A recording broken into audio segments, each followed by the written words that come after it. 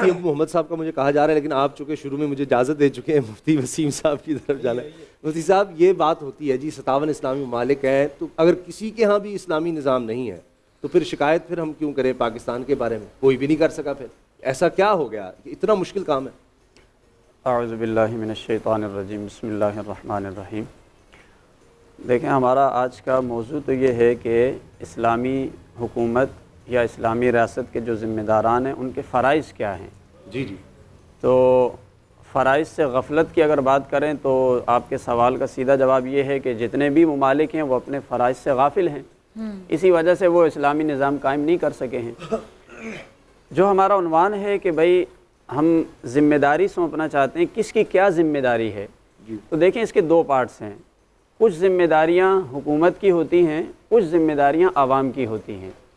حکومت کی ذمہ داری کیا ہے کہ جب اس کے پاس اقتدار ہے تو وہ عوام کے حقوق کا تحفظ کرے، قانون میں مساوات پیدا کرے، عدل و انصاف، انہیں تعلیم فراہم کرے، کفالت کا نظام قائم کرے، یہ حکومت کی ذمہ داریوں میں سے ہے۔ لیکن عوام کی بھی بڑی بھاری ذمہ داری ہے اس کے اندر، کیونکہ ہم یہ سمجھتے ہیں کہ شاید صرف گورنمنٹ کی ذمہ داری ہے وہ اپنا کام کرے، عوام کچھ نہ کرے۔ اگر عوام کچھ نہیں کرے گی تو پھر یہ چیزیں آپس میں مل کے چل نہیں سکتی ہیں۔ اب عوام کی ذمہ داری کیا ہے کہ عوام اپنی گورنمنٹ کے ساتھ تعاون کرے، وَأَطِيعُوا اللَّهَ وَأَطِيعُوا الرَّسُولَ وَأُولِي الْأَمْرِ مِنْكُمْ۔ عوام کی ذمہ داری یہ ہے کہ وہ بھائی چارے کی فضا قائم کرے، وہ ایک دوسرے کے ساتھ بھی تعاون کرے، وہ گورنمنٹ کے ساتھ بھی تعاون کرے، وَتَعَاوَنُوا عَلَى الْبِرِّ وَالتَّقْوَى۔ اور حضرت علی رضی اللہ تعالیٰ عنہ کا ایک قول مجھے اس میں یاد آ گیا کہ جب آپ سے یہ کہا گیا تھا کہ آپ سے پہلے جو خلفاء گزرے ہیں ان کے دور میں تو بڑا اچھا نظام چل رہا تھا، جب سے آپ کی خلافت آئی ہے تو یہ جنگ و جدال کا سسٹم شروع ہو گیا، تو انہوں نے یہی جواب ارشاد فرمایا تھا، کہا اس وقت کی رعایا ہم جیسے لوگ تھے اور اب کی رعایا آپ جیسے لوگ ہیں، لہذا دونوں چیزیں ہوں گی تو تبھی جا کر یہ نظام چلے گا۔ سب سے جو بنیادی چیز ہے جو میں سمجھتا ہوں کہ جس میں سارے حقوق بھی مل سکتے ہیں اور جس میں ایک بہترین نظام قائم ہو سکتا ہے، بنیاد جو ہے نا وہ عدل ہے۔ جب تک انصاف نہیں ہوگا، جب تک نظام عدل قائم نہیں ہوگا، اس وقت تک کوئی بھی حکومت اپنی ذمہ داری پوری نہیں کر سکتی ہے، یہ بنیاد ہے۔ دیکھیے حضور علیہ السلام نے فرمایا کہ جو حاکم عدل کے ساتھ حکومت کرتا ہے وہ قیامت والے دن اللہ کے عرش کے سائے میں ہوگا۔ ایک دن نظام عدل کے ساتھ حکومت چلانا 40 سال کی عبادت سے بہتر ہے۔ جب تک نظام عدل نہیں قائم کریں گے اس وقت تک کوئی بھی ریاست اپنا صحیح نظام نہیں چلا سکتی ہے۔ اللہ نے قرآن میں یہ حکم دیا وَإِذَا حَكَمْتُمْ بَيْنَ النَّاسِ أَن تَحْكُمُوا بِالْعَدْلِ، کہ جب بھی لوگوں کے درمیان فیصلہ کرو گے تو تمہیں فیصلہ کرتے وقت اس چیز کا خیال رکھنا ہے کہ عدل قائم ہو۔ حضرت عمر فاروق رضی اللہ تعالیٰ عنہ نے کیا کیا تھا؟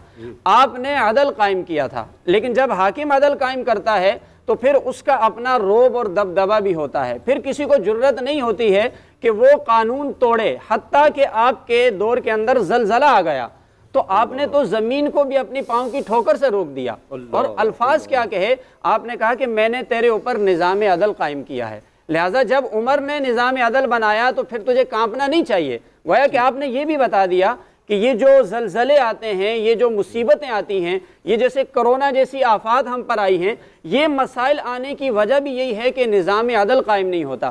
اچھا، یہ نظام عدل قائم کرنے کے لیے اللہ نے قرآن پاک میں جو ارشاد فرمایا، ابھی ہم کچھ دیر پہلے بھی بات کر رہے تھے کہ ایک ہوتا ہے کسی چیز کو پڑھنا، ایک ہوتا ہے کسی چیز کو قائم کرنا، یہ دونوں میں بڑا فرق ہے۔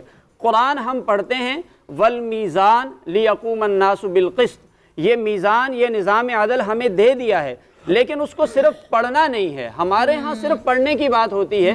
اللہ نے یہود و نصارہ سے کیا فرمایا؟